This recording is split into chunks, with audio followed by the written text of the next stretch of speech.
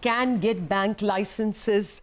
The promoters can increase their stake in banks to 26% or maintain it at 26%. The earlier cap was 15%.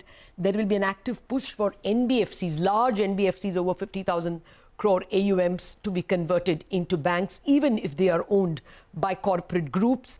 These are some of the seminal changes recommended by an internal working group of the Reserve Bank. This can change the terrain of banking, especially if conglomerates and their NBFCs are given banking licenses. What is the reasonable expectation as to when this can all happen? And will these recommendations definitely become regulations? Or are these recommendations likely to fall by the wayside as they did on previous occasions? For all these questions, we have with us an eminent panel. N.S. Vishwanathan, former Deputy Governor, Reserve Bank of India. S.S. Mundra, also former Deputy Governor, and a commercial banker with 4 decades of experience. And Sanjay Nair, CEO and country head, KKR India, again, a 4-decade veteran of banking in India. Gentlemen, good morning and thank you very much for joining us. Mr. Vishwanathan, if I may start with you, sir. You know, this recommendation that conglomerates should get bank licenses had come earlier during the Subbarao regime as well. But ultimately, Bimal Jalan did not give many of them licenses, although they applied. Do you think now that RBI has come, an RBI panel has recommended a second time, there are chances this time that it could go through? So, I think I'll put it this way, that the fact that the terms of reference of this internal working group specifically included this issue of whether industrial houses should be made eligible for banking license or not. Obviously, so said, there isn't a global standard on this. And therefore, it's not that, you can say this is the rule across the globe and so I want to do it. So it's a question of whether it's the right to do for India. Is it the right time to do for India? And if it is the right time, how to do it and what are the basic principles that one need to adopt to take it forward. So since you referred to the earlier licensing of 2013, that did allow, but ultimately the process resulted in only 2 applicants being recommended by the High Power External Advisory Committee. Both of them were from the financial sector anyway. Subsequently, the Reserve Bank made it more clear, both in the Small Finance Bank window licensing and subsequently in the on-tap licensing universal small finance banks, that industrial houses will not be eligible. Okay. So that is how it came. And there were a lot of thoughts within and outside. Why shouldn't they be allowed?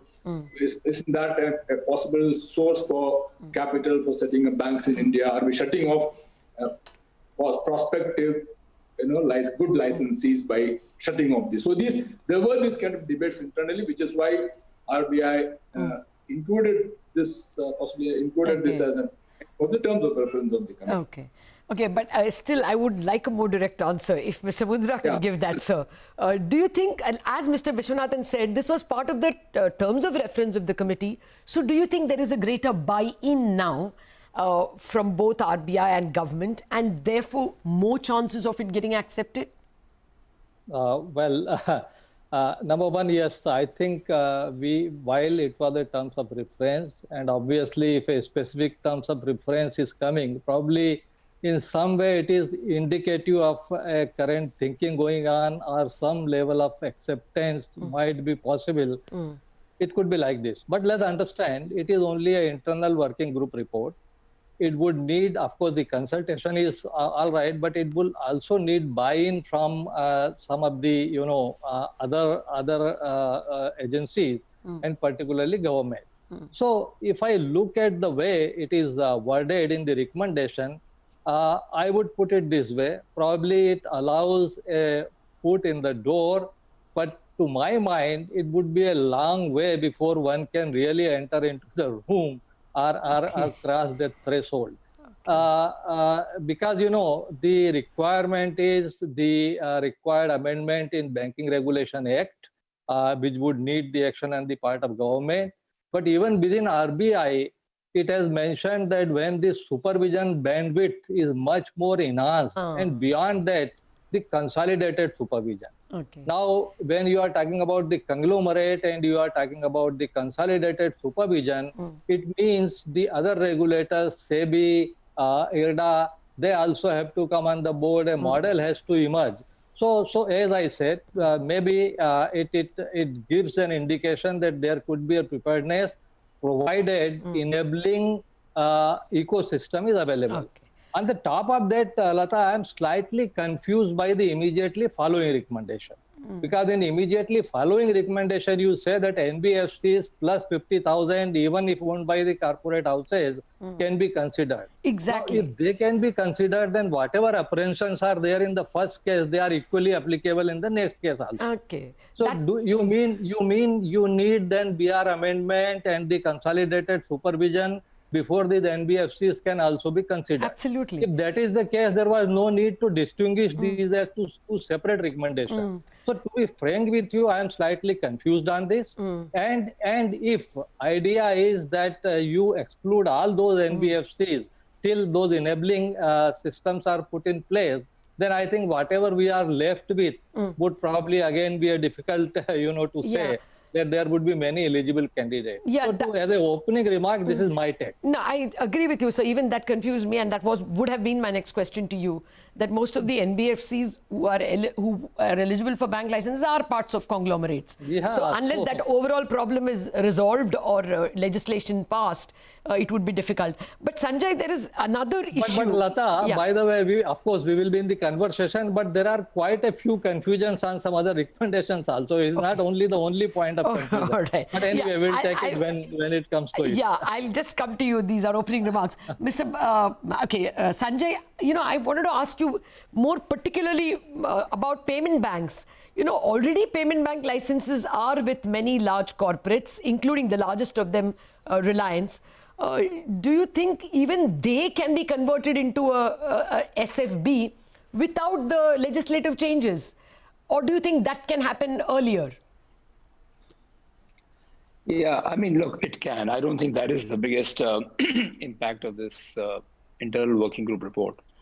That probably can happen. Again, you're in a mishmash of the conglomerate. I think the biggest driver here has to be the increased credit in the country. If you want to get to these lofty aims of GDP growth and GDP size, I think that should be a single point driver. And therefore, I think the number one priority, according to me, is one lead regulator, which in this case is RBI. For the 2 or 3 very large NBFCs, they need to be tightened on regulations and they need to be given freedom to quickly become banks. Otherwise, you're running 2 big risks. One, that they're penetrating a lot and they're doing a fantastic job of a private mindset of risk management and risk taking, but they will need deposits and they will need a much more sustainable business model.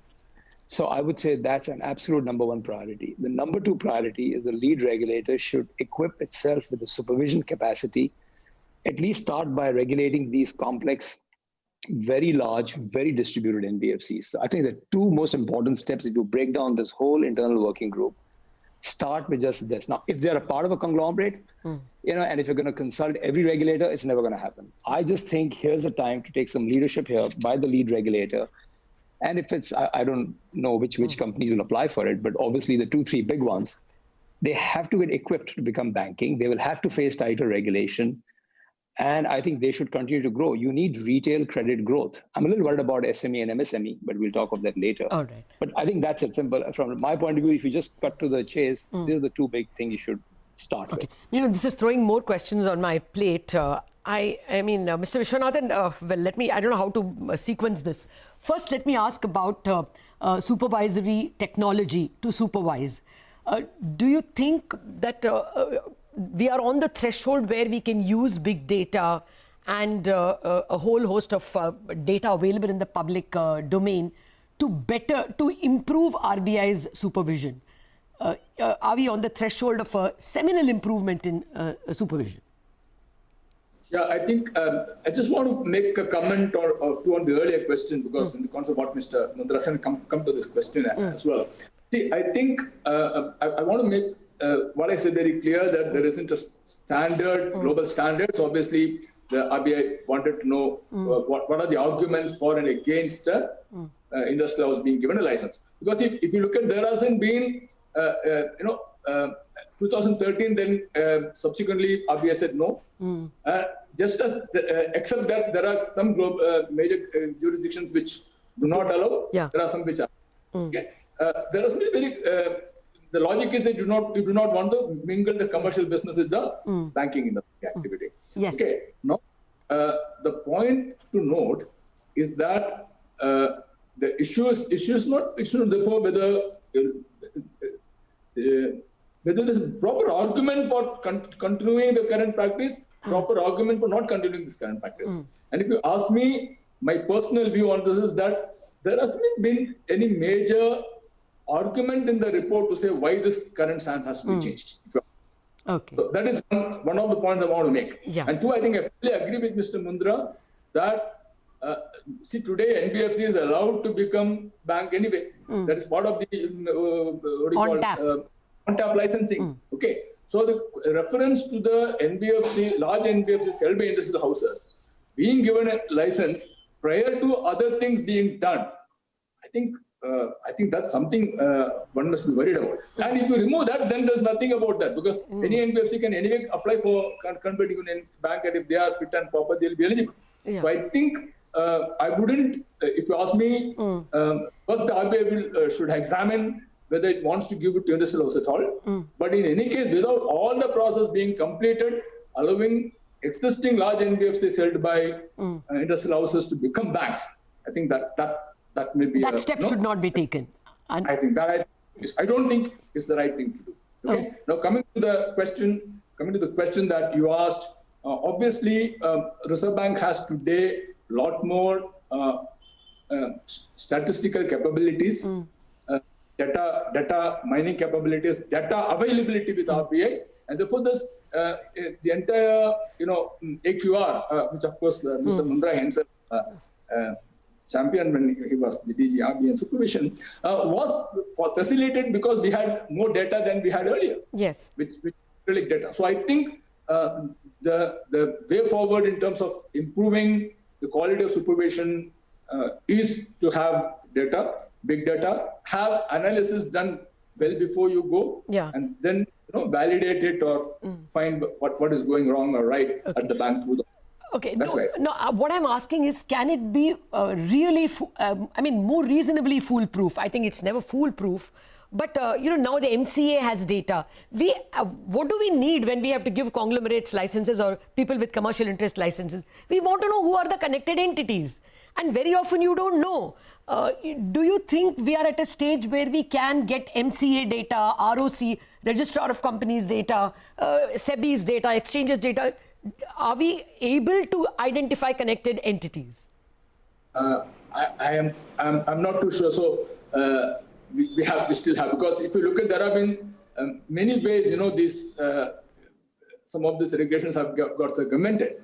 So we must. So when the committee has said the supervisory capability of RBI has to be improved, okay, to the level that it can regulate this, supervise this activity, I think we need to get to what exactly that turns out. Is it just purely a conglomerate? Is it looking at purely the spirit? Is it the letter?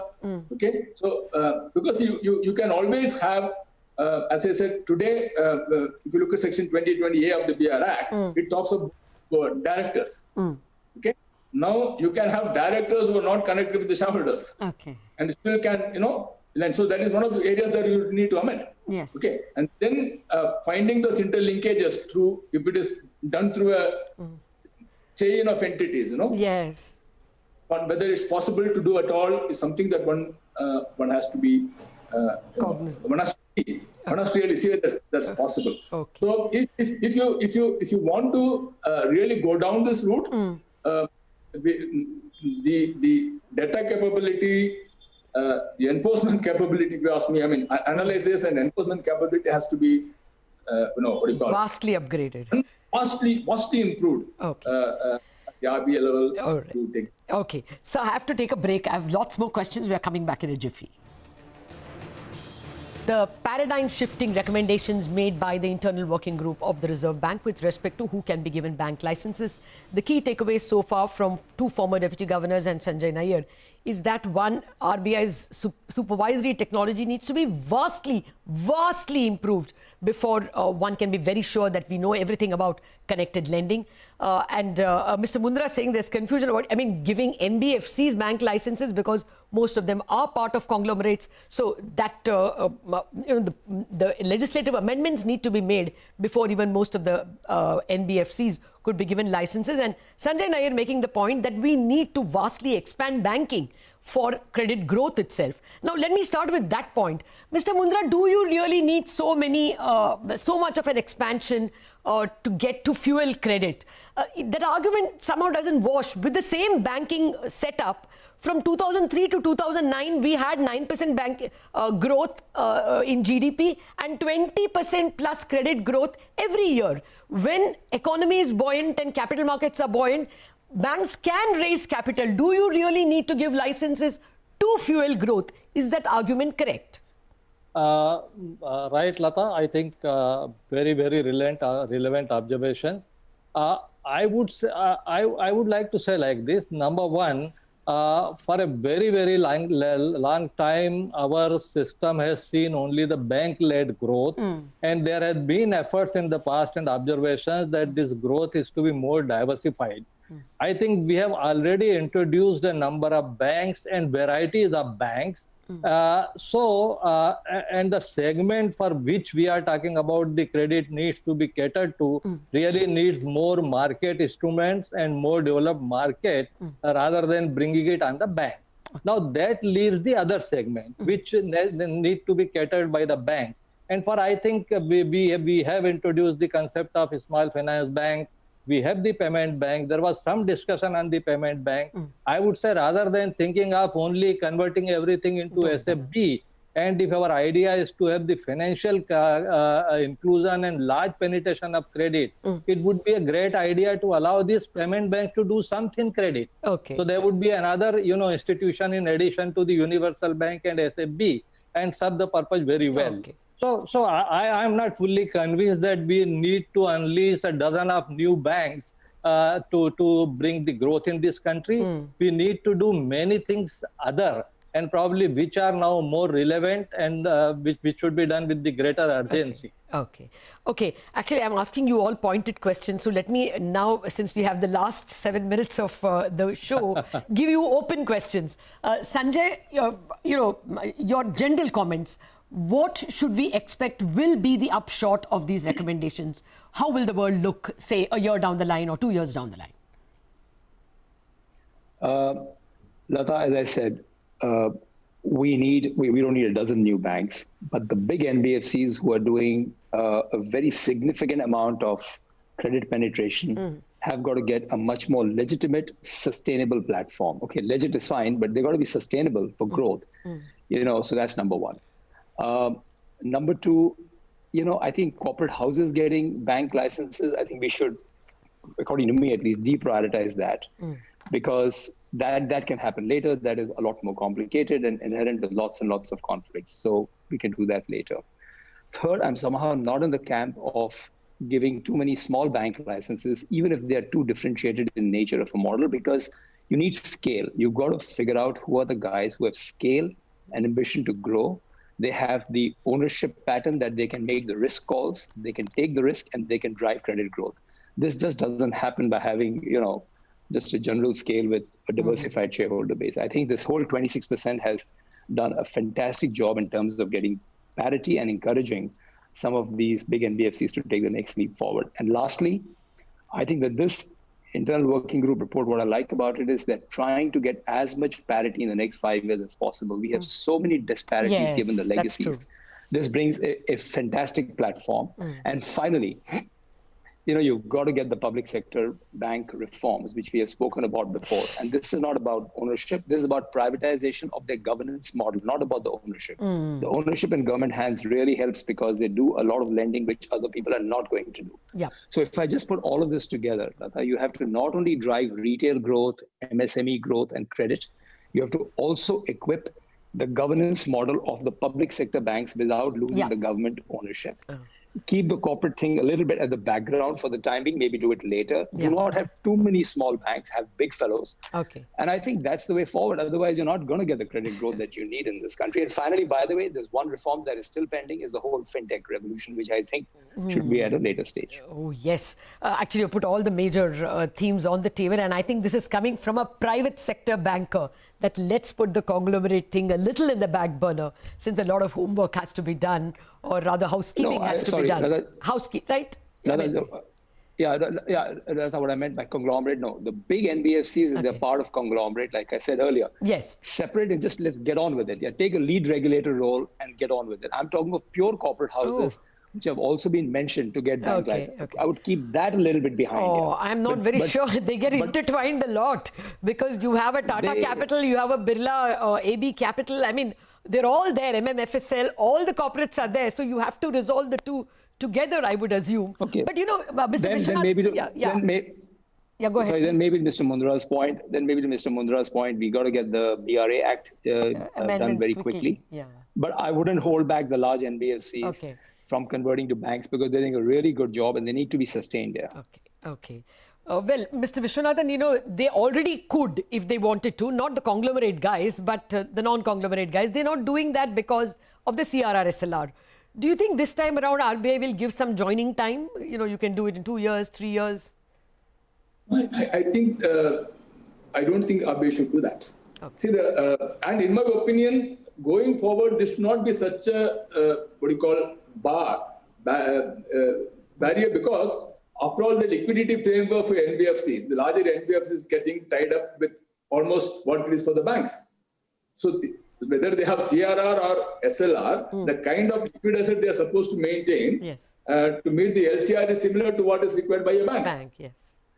So to that extent, I don't think, going forward with the liquidity framework getting on par with banks, NBFCs should find that as the major barrier for converting to banks.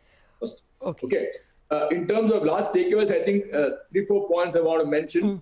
One of the main reasons for SSC for constituting the working group was the different licensing regimes which are continuing. So straighten them up. So I think in terms of simplification, straightening things, removing the kinks, as I would call. I think the findings and the recommendations of the report are fantastic. So I think RBI should, examine this and implement them as quickly as possible. Second, I think if you saw the report, the report mentions in the annexes the views that people it consulted gave. That on the issue of licensing of industrial houses, only one person possibly among them was in support of that. So given my past views on this, it is no rocket science of what my views would have been. And that kind of continues, because the lot more needs to be done before we even can think in terms of going there. And I would disagree with Sanjay on this issue, that you can separate the larger decision allowing industrial houses to get licenses from the NBFCs of industrial houses. It's the same to me. I don't see any difference between the two. And look at other important data, which is, I think there's an important point which Mr. Mundra also mentioned. Look at the data which has been given in chapter 2 of the report. If you look at the bank assets to GDP ratio, India compares well with USA. We have an excellent HH index, which means we have pretty good competition. See, well, on the one hand, you would want large bank, you want competition. Earlier, there were barriers in the form of branch opening. You don't have any of those today. So, I mean, what we are saying is that if there is in the past, if there is a person who wanted to get a license, because it was the window he couldn't get, ONTAP allows them to get that license. So but to say that you 12 banks, 13 banks today, because of which the credit is not expanding, I don't think. And if that is the case, then there shouldn't be any NBFCs. Yeah, point taken, sir. Actually, we're out of time, so we can't parry this further. We'll have a more detailed discussion. This is the first day after the report is out. Mr. Mundra, winding comments. Unfortunately, we don't have too much time. Yeah, I know, as usual, when my turn comes, you are time. So I would only say, since you wanted to summarize, maybe initial excitement, then the realization dawning in And to my mind, each of these things would be incremental rather than exponential, because there will be many moving components and they will have to be brought together very quickly. But I must say there are some good clarity emerging from this report if followed. Particularly, one was this whole NOHFC model, where some of the banks which were licensed were facing a lot of problem. So allow them to exit from it. That's a good move. Harmonization, as Mr. Vishwanathan mentioned, harmonization of various licensing conditions is a good thing. Though again, there is a sentence there that the harmonization for the existing people would be done individually with each bank. I don't know how that is going to function. Whether you are going to prepare each case. So that is something. And finally, there is one, maybe I am confused, but this whole thing about the subsidiaries, JV and associate, where it is recommended that there should be a complete ban, acquiring more than 20%. But I think a fintech is emerging as an important area, as Sanjay also mentioned. And if it is considered as a part of financial system, and if there is this barrier, probably it will not be a progressive policy. So I think these are some of the quick thoughts which I thought I should be able to accommodate within your time frame. Okay. Thank you very much, Mr. Mundra, for showing me that kindness.